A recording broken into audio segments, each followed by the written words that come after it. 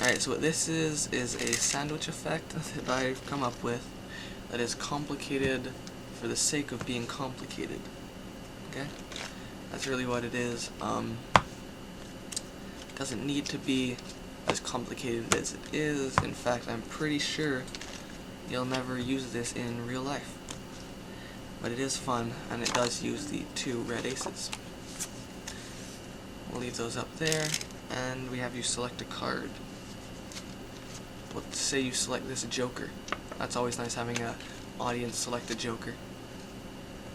And then we'll do it right about there into the middle of the deck. We're going to be using the 2 aces to try and find your card. You're going to have to watch closely. Okay? So your card gets lost right about there in the middle of the deck. And, okay, let's see if we can get this. So we're going to try to find it using the aces. Okay? Lost inside the middle somewhere. You're going to have to watch close. What you have to do is take the card and you actually shoot your card invisibly. Right there. Between the 2 aces. And it's your selection. Signed card, whatever. So like I said, this is a sandwich effect that's complicated for the sake of being complicated. Here's how it goes. Produce your 2 aces. I use Leonard Green's Top Shot. Whatever you want to do. Or I could not get the Top Shot properly. Just do it wrong a bunch of times. That's always real nice too. Anyways, but they have to be the red aces, by the way. You'll see why in a second. Or actually face cards. 2 of the same colored face cards would work nicely too. But card is selected and remembered. Committed to memory, if you will. You're going to break under the top card and you're going to do a 4-4 switch with it.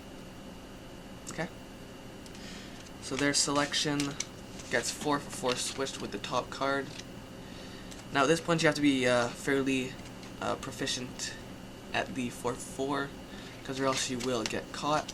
But just play with it and you can get that. I know I'm flashing a bunch of times here, but I don't care.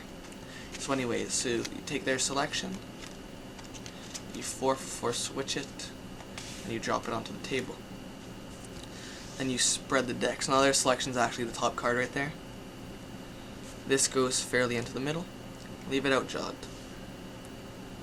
You're going to pick up the aces, you're going to say it's going to appear right here between the 2 aces, and as you square, you cop off the bottom ace. The bottom ace is copped, your hands come to a rest position, and then you gather up the deck. Watch your angles on your cop card as you gather up the deck, but load it onto the bottom. So you now have a face-up ace on the bottom of the deck, and their selection on top.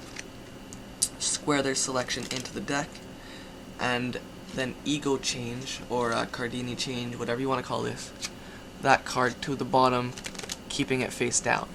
Okay? That should be a completely invisible move. It shouldn't look like you did anything. So their card's on top, it gets controlled to the bottom. So you now have got their card followed by a face-up ace.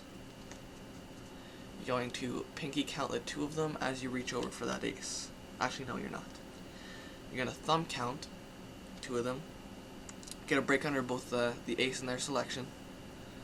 And you're going to pick up the ace. Remember, this is supposed to be 2 aces, so treat it as if it is. Pick them up, and as your hands cross to spread the deck, you're actually dropping off the selection and the ace. Okay? So exposed, that looks like this. And you've dropped off that ace. So, your card's going to actually appear right there in between the 2 aces. It's in the middle of the deck right now.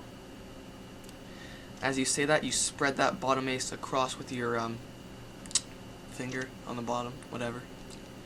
And now I like to use a subtlety here. I don't have enough room really on camera to be able to do the spread and all that. I like to use that subtlety, not that one. That one's a bad one. That one's the one where it exposes your trick. Rather that one. I use this a couple times. I like it whenever I do a table sandwich effect. When the aces go on the table and they're not supposed to know there's a card in there. I use that subtlety that I keep messing up on camera. But what that is you spread the aces. What you can do is you're gonna let go of your middle finger first, and then shoot your thumb forwards, and the cards should stay together.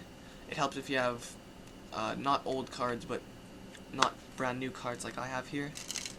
But there you go. Yeah, I literally just opened these for this take, actually. Aren't I nice? There you go, and then just reveal.